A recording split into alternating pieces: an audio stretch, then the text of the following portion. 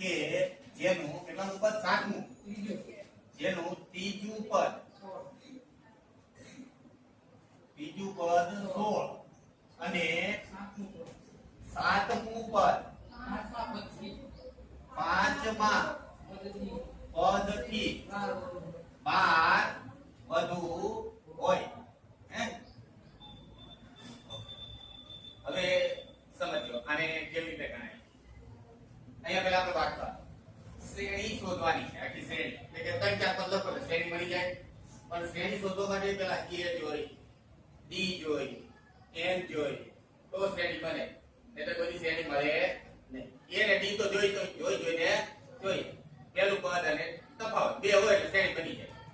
તો a ને d આપણે એક પાસેથી પણ આવું કઈ આપ્યું છે તો આનો ઉપયોગ આપણે કેવી રીતે કરવો કે આપણને a મળી જાય d મળી જાય તો એ બધું આમાંથી શોધવાનું એટલે જે આપ્યું છે તે આપણે ગણિતની ભાષામાં લખી નાખવાનું જે આપ્યું હોય તે માનો એટલે શું છે ત્રીજું પદ 16 છે ઈ તો આપી દીધું તો ત્રીજા પદને શું લખાય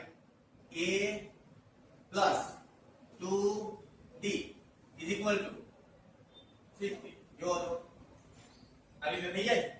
ત્રીજું પદ 16 છે એટલે ત્રીજું પદ એટલે a + 2d = 16 આ સમીકરણ બસ આવું જ હોય રકમ માંથી બધું તમને મળી જાય જુલે બરાબર ને a + 2d = 100 હવે આગળ વાંચીએ 7મું પદ 5મા પદથી 12 વધુ છે 7મું પદ 7મા પદને શું લખાય 7મા પદને a + 6d Gujarati a + 6d બરાબર એટલે મુદ્દે દેવાના કયું પદ બીજું લખવાનું 5મા પદથી આ 5મું પદ 5મા પદને શું લખાય a + 4d એટલે 5મું પદ 5મું પદ થઈ ગયો એના કરતા આ હજુ કેટલું વધારે છે 12 છઠ્ઠું પદ રહ્યું 5મા પદથી કેટલું વધારે છે 12 તો મારે 12 કોને જેવા પડે આને 12 હવે બે થઈ ગયું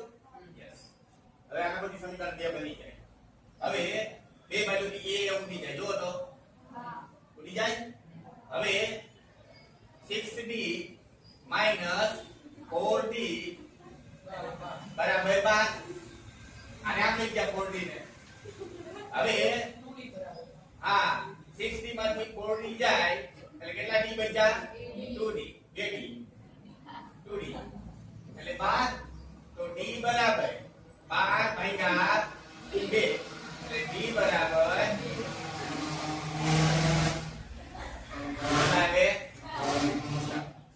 આમાંથી આપણને d બરાબર 6 મળી હવે આ સૂત્ર જે આ d બરાબર 6 મળ્યા હે આ d બરાબર 6 ક્યાંમાં મૂકી દઈજો કોણ મળી જાય જોવો તો a મળી જાય અને a મળી જાય d મળી જાય શ્રેણી મળી જાય a + d a + 2d a + 3d ખાલી કેટલા પદ લખવાના હોય હાલો લખી બતાવો તો શ્રેણી કોઈ મળે છે આ તમારે લખવાનું તો d ની કિંમત સમીકરણ 1 માં મૂકતા d ની કિંમત સમીકરણ 1 માં મૂકીએ એટલે a + 2 d કેટલા આવ્યા હતા 6 એના બરાબર 16 a + 2 6 12 બરાબર 16 હવે a એકલો પાડીએ એટલે a બરાબર 16 - 12 માટે a બરાબર 4 રેડી હવે તમારે કહી દેવાનું માટે તે શ્રેણીના ત્રણ પદ